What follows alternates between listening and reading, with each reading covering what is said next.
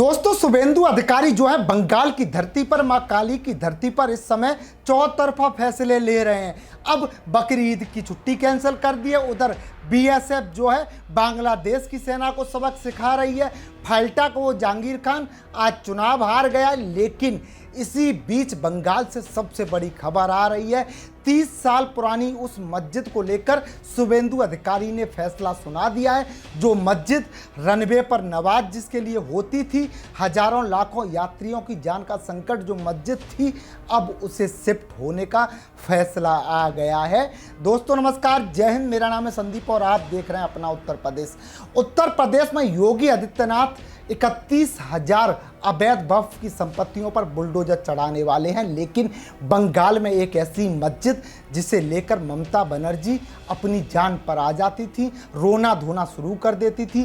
30 साल से सरकार को परेशान कर रही थी, मंत्रालय को परेशान कर रही थी।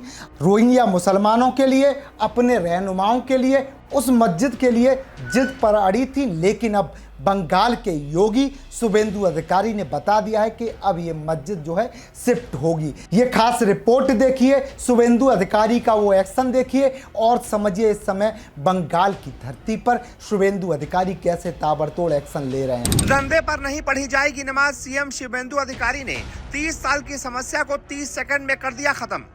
जिस मस्जिद के लिए ममता दीदी देती थी जान, अब बंगाल की उसी 136 साल पुरानी बांकरा मस्जिद को दादा कराएंगे कोलकाता एयरपोर्ट से शिफ्ट।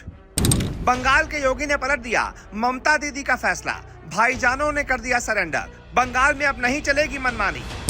पश्चिम बंगाल में अब सिर्फ सरकार नहीं बदली है, बल्कि फैसले लेने का अंदाज भी पूरी तरह से बदल चुका है।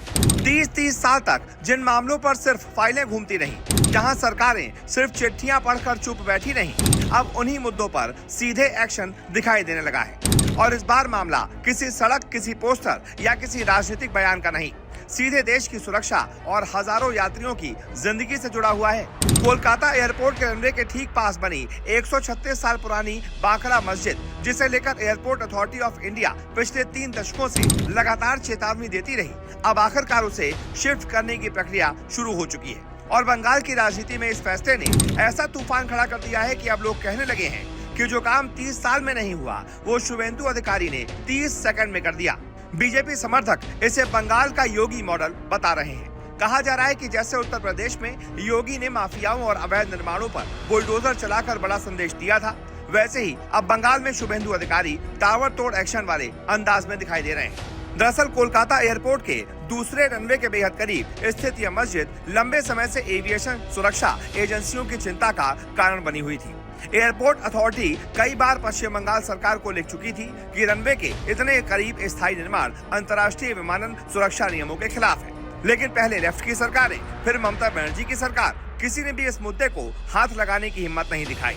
अब सवाल ये है कि आखिर क्यों? बीजेपी नेताओं और हिंदुत्ववादी संगठनों का आरोप है कि मुस्लिम वोट बैंक की राजनीति के कारण सरकारें इस मुद्दे पर चुप रहीं। उन्हें डर था कि अगर मस्जिद को हटाने या शिफ्ट करने की बात हुई तो वोट बैंक नाराज हो जाएगा, और इसी राजनीतिक डर की वजह से एयरपोर्ट सुरक्षा को सालों तक नजरअंदाज किया जाता रहा। लेकिन अब बंगाल में तस्वीर बदलती दिखाई दे रही है। सूत्रों के मुताबिक प्रशासन, एयरपोर्ट अथॉरिटी और जिला अधिकारियों के बीच लगातार बैठकें हो रही हैं। मस्जिद कमेटी से बातचीत भी शुरू हो चुकी है और शुरुआती स्तर पर सहयोग के संकेत मिलने की बात कही जा रही है। यानी सरकार इस पूरे मामले को टकराव नहीं बल्कि बातचीत और प्रशासनिक प्रक्रिया के जरिए हल करना चाहती है।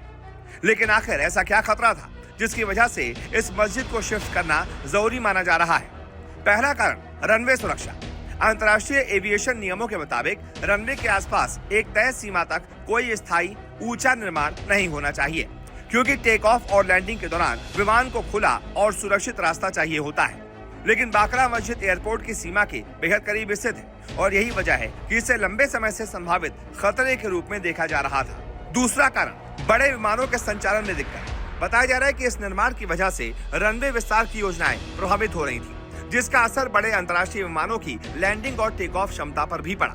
यानी मामला सिर्फ बंगाल का नहीं बल्कि पूरे अंतर्राष्ट्रीय विमानन नेटवर्क से जुड़ा हुआ है। तीसरा और सबसे गंभीर कारण खराब मौसम में हादसे का खतरा।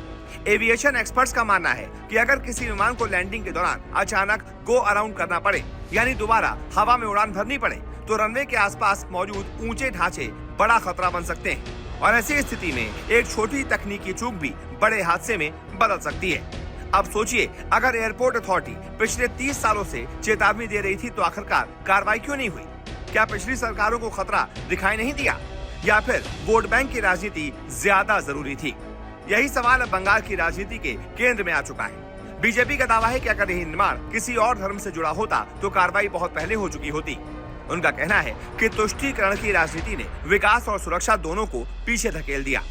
वहीं दूसरी तरफ ममता बनर्जी सरकार के समर्थक इसे सामान्य प्रशासनिक प्रक्रिया बता रहे हैं। उनका कहना है कि इसे जानबूझकर राजनीतिक रंग दिया जा रहा है, लेकिन जनता के बीच जो संदेश जा रहा है वो बिल्कुल साफ है। शुभेंदु अधिकारी ये दिखाना चाहते हैं कि अब बंगाल में फैसले वोट बैंक देखकर नहीं बल्कि सुरक्षा और विकास देखकर लिए जाएंगे।